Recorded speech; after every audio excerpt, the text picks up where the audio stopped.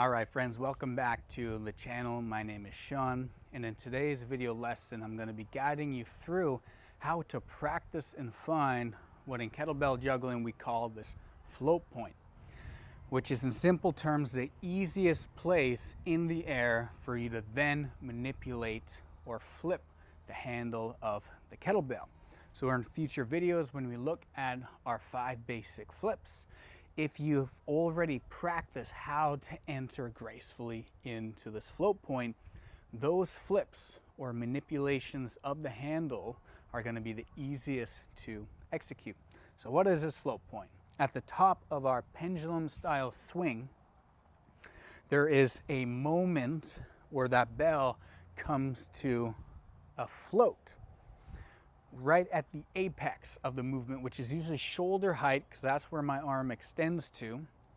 There's a moment in the air where there's a zero gravity effect on the bell.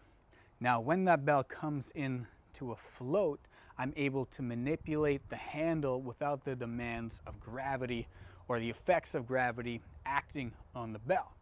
It's zero gravity, and so that bell is for a split second weightless, which is when we can move the handle the easiest.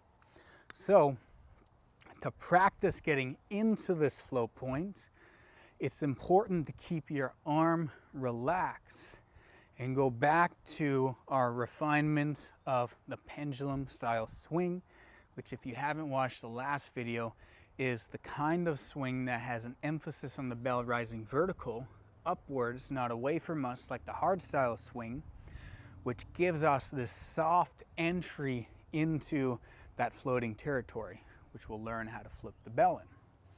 So go back to video number 1 if you need to look at the pendulum style swing. If you have and you're ready to move on, let's get into some drills to help drill in this important point in juggling. So as you come up to the top of your swing, keeping your arm nice and relaxed, what we can start to do first is keep the thumb on the bottom of the handle and lift up the 4 fingers on top of the handle, just like so. In doing so, you'll be able to spot that moment of float at the top. Now, it's useful to be able to actually keep that thumb on for future flips like our reverse flip, so you can practice that. And I'm letting go of my 4 fingers and finding that moment where that bell is weightless. And I can feel its weightlessness because my arm's also relaxed and there's no tension being enacted on it. Now, drill number 2 that we can tap into is letting go of the whole hand. As we do this, we're going to try and keep the handle horizontal to the ground and not move it like such. Quick feet or happy feet. So as I let go of that handle, if my arm is relaxed, this will be easiest to do. And I'm waiting until that bell starts to float, and that's when I'm letting go. Not down here or as that bell is falling. Just as I enter that float point, I let go, the bell floats, I regrip onto the bell. That's too easy. Let's move on to drill number 3, which is tapping the top of the bell. What this develops and requires is quickness and patience. If you try and let go and tap the top of the bell and come back in as that bell is still rising up or as it's dropping, it's going to be much more difficult. So again, I wait until that bell floats, I touch the top of the bell, and then I regrip.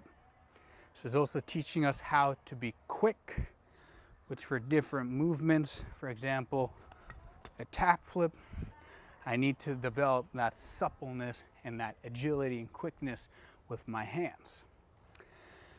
Now, if that's too easy, again, we have progressions. I can tap once with one hand, once with the opposite hand.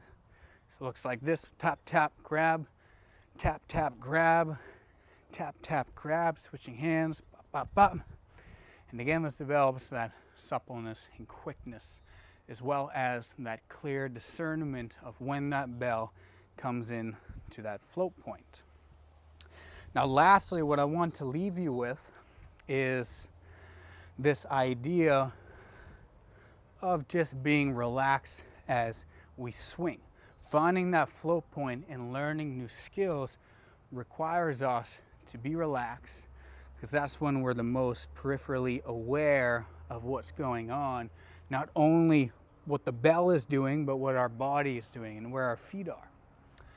And so an exercise I like to do before starting juggling as a bonus is look off into the distance, find one point to focus on where you can dedicate all of your attention into, and then start to open up your awareness and take in everything that's going on around you. So if you put your hands out here, I can see my hands without looking at them. Down here, I can see my hands without looking at them. I'm just going to take in the widest range of scenery I can without diverting my attention or my gaze from that one spot. Slow down the breathing as you do so to reinforce this relaxed state. And once you do that for a minute or two, you can let go of that. And what you'll find is you'll be a little more relaxed. You'll be a little more peripherally aware of your body and the bell. And it's a good state of mind to enter into juggling with, or learning this movement.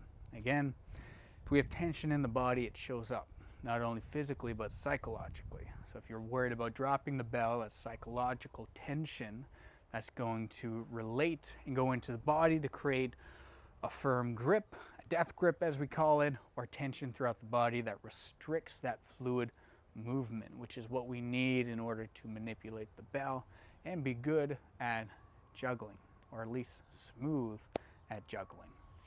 So keep that in mind. Stay nice and relaxed as you go through these drills, paying attention to that moment of float, which if you can become more and more aware of and dial in your subtle attention into that moment, you're gonna have no problem learning all of these flips. So that's it for today's video lesson, a little deep dive on floating the bell. We'll see you in the next video as we start our first of our 5 flips.